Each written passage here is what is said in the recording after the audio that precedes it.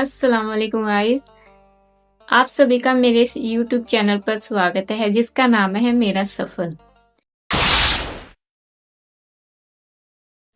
I hope guys आप लोग ठीक हो गए, खैरियत से हो गए। अल्हम्दुलिल्लाह मैं भी बिल्कुल ठीक हूँ। तो गाइस पिछली वीडियो में जैसे मैंने आयतुल कुर्सी की फजीलत बताई थी, तो आज मैंने इसका तर्जुमा भी याद किया है। तो इस वीडियो में मैं आपको आयतुल कुर्सी तर्जुमा के साथ सुनाऊंगी, और अगर कोई भी गलती हो तो प्लीज मुझे कमेंट में जरूर बता देना ताकि मैं अपनी गलती में सुधार कर सकूं। तो चलो अभी वीडियो शुरू करते हैं। बिस्मिल्लाहिर्रहमानिर्रहीम।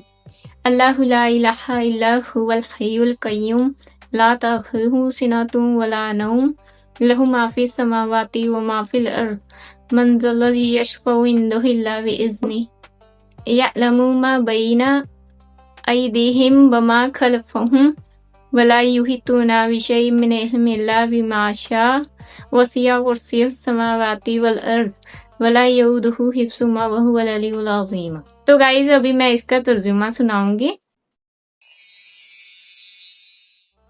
अल्लाह वो है कि उसके बिना कोई माबूद नहीं, वो हमेशा जिंदा है और पूरी कायनात संभाले हुए है।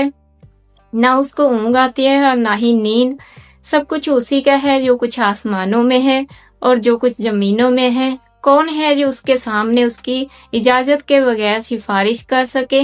वो लोगों के तमाम आगे पीछे के हालात को खूब जानता है और वो लोग उसके इल्म की कोई भी बात अपने इल्म के दायरे में नहीं ला सकते सिवाय उस बात के जिसे वो खुद चाहे। उसकी कुर्सी ने आसमानों और जमीनों को घेरा हुआ है और इनकी हिफाजत उसे थकाती नहीं।